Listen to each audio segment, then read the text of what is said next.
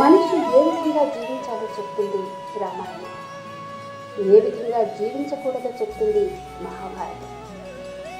భక్తులకి భగవంతునికి ఉండే సంబంధం ఎలా ఉండాలి, ఏ విధంగా ఉండాలి అన్నది మనకు తెలియజేసేది శ్రీమద్ భాగవతం. మానవుడు తెలుసుకోవాల్సింది ఎంతో ఉంది.